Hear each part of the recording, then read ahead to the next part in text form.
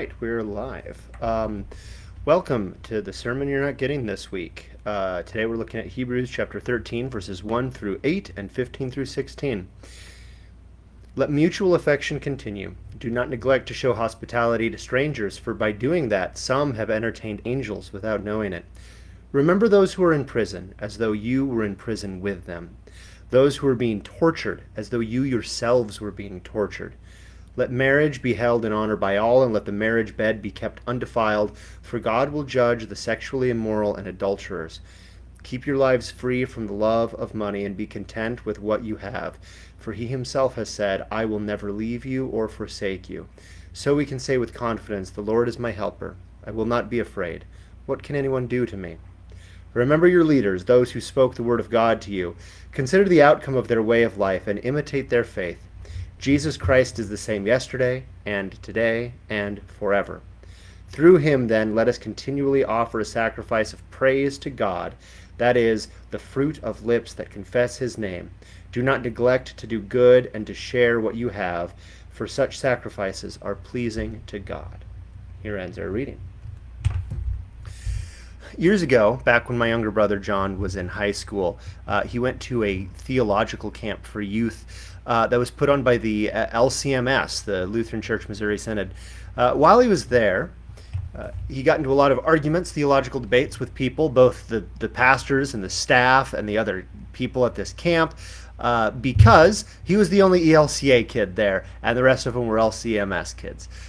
So he had a lot of debates, but one debate in particular was interesting because this LCMS kid argued that the church shouldn't be involved in giving money to the poor because that is too worldly, and the church is supposed to be something that's beyond or outside this of worldly things. To their credit, pretty much the entire camp disagreed with this one kid. And while I don't want to imagine a kid being ganged up on, this was a really bad idea. That was a really bad argument. If you come away, it sounds like you could find it in the Bible, but you can't. And if you come away from reading the Bible saying the church should not help the poor because it should not be tied down to the world, then you have very poor reading comprehension skills, and someone needs to tell you that. They just need to tell you that to your face. Now, fortunately, again, the rest of the camp disagreed with this kid, and they got it straightened out. But sometimes we just have really bad ideas theologically. We just come up with these ideas that sound good in our heads, sound good when we're working through them, but really are not. They're just not good. They're just really bad. Now, a few months ago, there was a bit of a controversy that was going on in America. Imagine that. And it was a bit of a religious and political controversy at the same time. And I preached a sermon that touched on it a little bit. And I may have upset some people. And I don't want to rehash that whole thing here, let the listener understand. But what I do want to say is during that time, there was a lot of people, a lot of Christians talking about the sin of empathy. Do not commit the sin of empathy.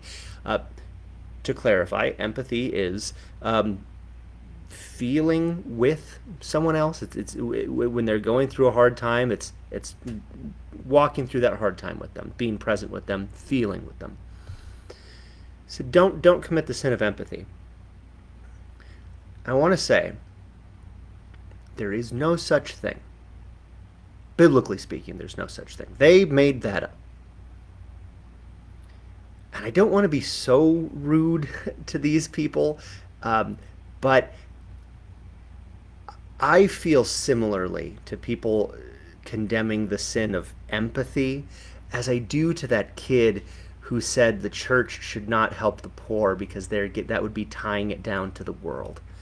I understand where they're coming from. The words they're saying sound like they could come out of the Bible. You could imagine that being there, but it's not. It's not rooted and grounded in the text. It is a very elementary, a very childish way of looking at the Bible. And I don't care who says it. If it's a podcaster, if it's just some guy, if it is the leader of a church, the leader of a denomination, anyone who's saying things like don't commit the sin of empathy, they're being childish when they say that. Our Hebrews text here comes right out and tells us, remember those who are in prison as if you were in prison with them. Remember those who are being tortured as if you yourself were being tortured. That is a clear turn toward empathy. The idea is, whatever these terrible things these people are going through, remember that as if it were you. Be with them in their struggles. Be with them in their hardships. Empathize. Feel with them. Be with them. Walk with them. That is what we're called to do as Christians. Let no one tell you to not commit the sin of empathy.